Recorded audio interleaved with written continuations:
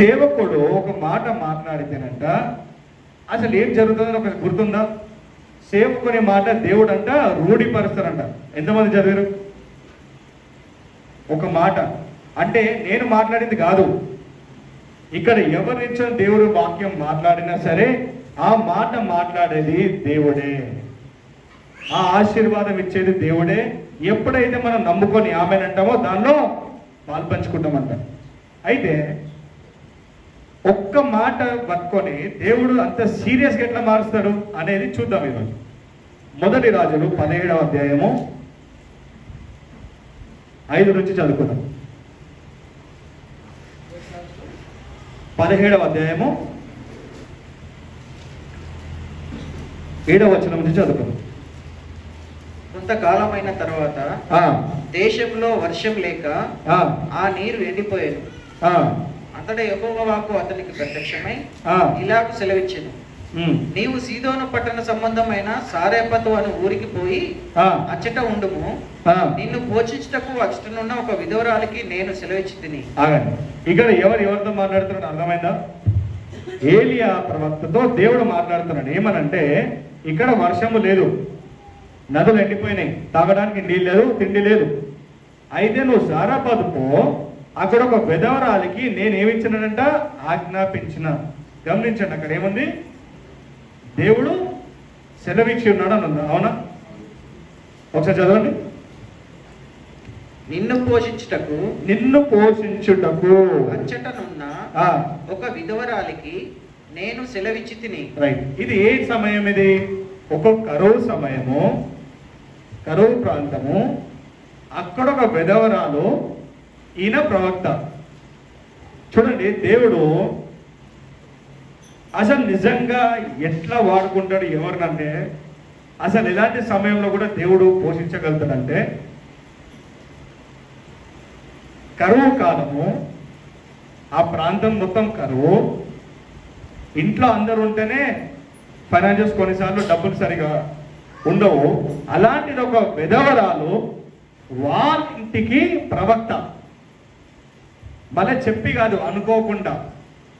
ఇక్కడ ఏమన్నాడు ఏలియా ప్రవక్తతోని, అక్కడున్న విధవరాలికి నేను సెలవిచ్చిన అన్నాడు.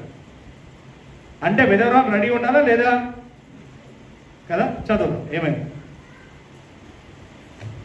అందుకతడు లేచి 10వ వచనం చూడండి. సారెపతున పట్టణమునకు పోయి పట్టణపు గవిని వద్దకు రాగా ఒక విధవరాలు అచ్చట కట్టెలు ఏరుట చూచి ఆమెను పిలిచి త్రాగుటకై పాత్రతో కొంచెము నీళ్లు నాకు తీసుకొని రమ్మని వేడుకొనెను. ఇక్కడ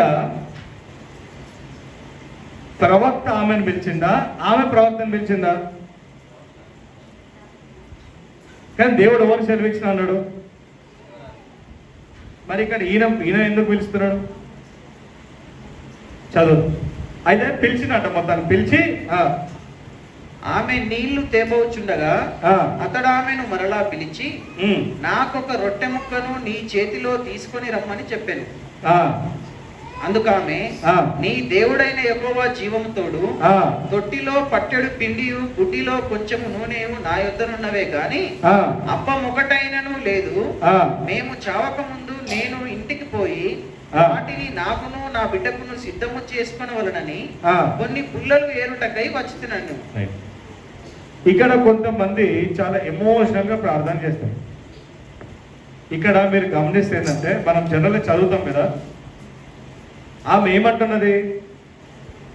మొదటగా దేవుడు ఏమన్నాడు? నేను ఆమెకు సెలవిచ్చిన అన్నాడు. ఓకే, సరే, ఈమె ప్రవక్తని గుర్తించలేకపోయింది. ఆయన ప్రవక్త అని ఆయన గమనించి అమ్మా అని గుర్తించి మాట్లాడింది. ఓకే, తర్వాత ఏమైంది? దేవుడు నిజంగా సెలవిస్తాం ఏమనాలా? ఇంటికి రండి, భోజనం పెడతా అన్నారు. కానీ ఇక్కడ ఏమైంది? ఈయన అడుగుతున్నాడంట తినడానికి ఇవ్వమ్మా. అప్పుడు ఆమె ఏమన్నది? మా ఇంట్లో ఏమీ లేదు, కొద్ది పిండి, బుడ్డిలో కొద్దిగా తైలం మిగిలింది, అది నేను నా కుమారుడు తిని చచ్చిపోదామని కట్టెలు ఎడుతున్నదంట. అంటే ఇది నిజమా అబద్ధమా? ఇది నిజమా అబద్ధమా? కానీ కొన్నిసార్లు ఏంటంటే ఎమోషనల్ అంటే ఎట్లా అంటే, బాధలు ఏం మాట్లాడుతున్నా నాకు తెలియదు. ఇప్పుడు చచ్చిపోయేటోళ్ళు సీదా చచ్చిపోవాలి, కానీ ఎండల కష్టపడి ఏది ఇంటికి పోయి వండుకొని తిని చచ్చిపోతారా? ఆమె ఏమంటున్నది, మేము ఫస్ట్ ఆఫ్ ఆల్ అన్నము లేక తినడానికి లేకనే చచ్చిపోదాం అనుకున్నది సమస్యలు. కానీ ఆమె ఏమంటున్నది, కొద్దిగా మిగిలింది, కొద్దిగా నూనె మిగిలింది, అది తినేసి చచ్చిపోదాం అనుకున్నది. ఇప్పుడు చెప్పండి, ప్రవక్త చేమడిగిండు, రొట్టె కావాలన్నాడు. అప్పుడు ఆమె ఏమంటున్నది, మిగిలింది ఇదే, మేము దీన్ని చచ్చిపోదాం అనుకుంటాం, నువ్వేంది అని అడుగుతున్నది. అక్కడ ఎంతమందికి అర్థమైంది? ఇది ఇంతకుముందు చదివిరా, విన్నారా? కొద్దిగా తేడా ఉందా? అంటే ఏంది, ఇప్పుడు నేను పాస్టర్ అనుకున్నాను, ఓకే, ఇంకొక స్త్రీ కుసంగిలు ఉందనుకున్నాం, ఒక విధురాలు ఎవరైనా. నేను వచ్చి వాళ్ళ ఇంటికి పోయి అమ్మ నాకు పెట్టు అన్నమంటే ఎట్లుంటది? అర్థమవుతుందా? నేను సీదా అంటే వాళ్ళకి తెలియదు, నేను కొత్త, నేను ఎవరో తెలియదు. వాళ్ళ ఇంటికి పోయి అమ్మ అన్నం పెట్టండి ఎట్లుంటది? అప్పుడు వచ్చిన ఆన్సర్ ఇట్లాంటిది అనమాట. అప్పుడు ఏలి ఏమంటారు చూద్దాం, చదవండి. ఆమె నీళ్లు తేపోవచ్చుండగా అతడు ఆమెను మరలా పిలిచి, నాకొక రొట్టె ముక్కను నీ చేతితో తీసుకుని రమ్మని చెప్పాను. అందుకు ఆమె, నీ దేవుడైన యెహోవా జీవము తోడు, తొట్టిలో పట్టెడు పిండియు బుడ్డిలో కొంచెం నూనెయు నా వద్దనున్నవే గాని అప్పం ఒకటైనా లేదు. మేము చావక ముందు నేను ఇంటికి పోయి వాటిని నాకును నా బిడ్డకును సిద్ధము చేసుకునవలనని కొన్ని పుల్లలు ఏరుటకై వచ్చినాను. అప్పుడు ఏలియా ఆమెతో ఇట్లనను, భయపడవద్దు, పోయి నీవు చెప్పినట్లు చేయము. ఒక నిమిషం, పోయి నువ్వు చెప్పినట్టు చేయి, నువ్వు తిని చచ్చిపోన్నాడా? ఆయన ఏమన్నాడు చూడండి. అందులో నాకొక చిన్న అప్పము మొదట చేసి నా యొద్దకు తీసుకొని రమ్ము. హల్లెలూయా. ఒక్క నిమిషం, ఇక్కడ ఎవరన్నా పోయి అట్లా అంటారా? ఇప్పుడు అక్కడ వాళ్ళు ఏమంటున్నారు, తిని చచ్చిపోదాం అనుకుంటున్నామంటే ఈయన పోయి ఓదార్చాలా? ఏమంటున్నాడు ఈయన? సరే నీకు చెయ్యి, నీకేం చేయాలంటే సరే చెయ్యి, కానీ ఫస్ట్ నాకు రొట్టె. ఏలియా ఆకలితో ఉన్నాడు. ఎందుకంటే దానికి ముందు మీరు చదువుతుందంటే కాకులు వచ్చి ఆయనకి భోజనం ఇచ్చినాయి. దేవుని సేవలో ఎవరున్నా వాళ్ళకి దేవుడు ఎట్లనైనా భోజనం సిద్ధపరుస్తాడు. హల్లెలూయా. అంటే ఇక్కడ సేవకుడే కాదు, అందరికీ కూడా.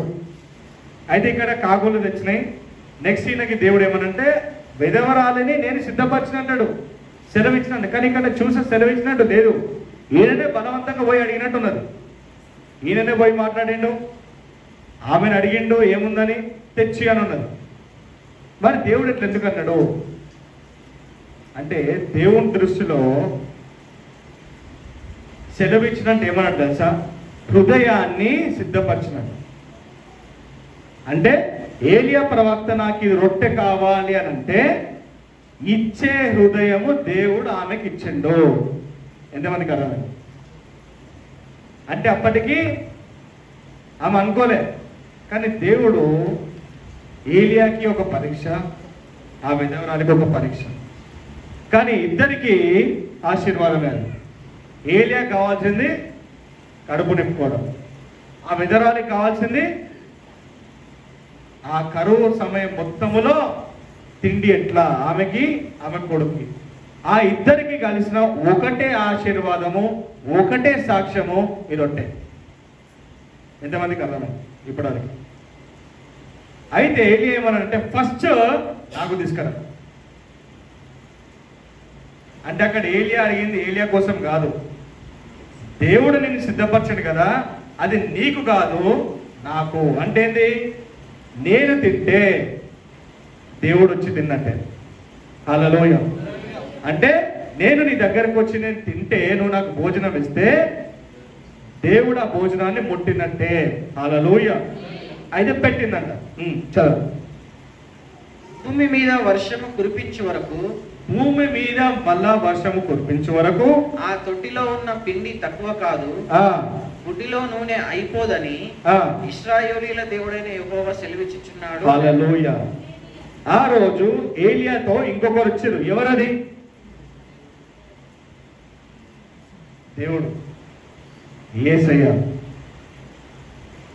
5 రొట్టెలు 2 చేపలని 5,000 మందికి భోజనం సిద్ధపరిచిన యేసయ్య ఆ ఇంట్లో ఉంటాయి.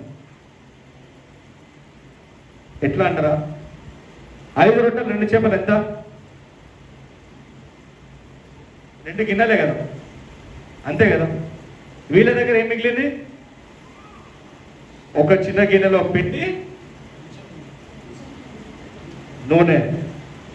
2 యేసయ్య శరీరానికి, యేసయ్య బల్లకి సాదృశ్యమే. ఆయన రొట్టె, ఆయన రక్తము. మరి నూనెకి రక్తం ఏందని అంటారు? నూనె ఎట్లా వస్తుంది?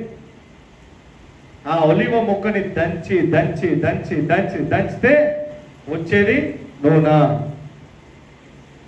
ఫస్ట్ వాడేది నూనె దేనికోసం అనంటే మెడిసిన్ కోసం. తర్వాత వాడేది దేనికోసం ఏంటంటే సబ్బుల కోసం. తర్వాత నూనె వండడం కోసం. యేసయ్య శరీరాన్ని, యేసయ్య త్యాగానికి సాదృశ్యం అది. అది ఏలియా చూసి, అమ్మా ఇది నాకు ఇవ్వు, ఇది ఆగదు. హల్లెలూయా. ఎంతమందికి అర్థమైంది? చదవండి. అంతటా ఆమె వెళ్ళి ఏలియా చెప్పిన మాట చొప్పున చేయగా అతడును ఆమెయు ఆమె ఇంటి వారును అనేక దినములు భోజనం చేయించు వచ్చిరి. యెహోవా ఏలియా ద్వారా సెలవిచ్చిన ప్రకారము తొట్టిలో ఉన్న పిండి తక్కువ కాలేదు, బుడ్డిలో ఉన్న నూనె అయిపోలేదు. ఒక్క నిమిషం, మీరు గమనిస్తే వాళ్ళ ఇంట్లో ఎంతమంది ఉంటే ఫస్ట్, కానీ అక్కడ తర్వాత ఏముంది? ఆమె వాళ్ళ ఇంటి వారు. ఒకసారి మళ్ళా ఒక్క లైన్ చదవాలి.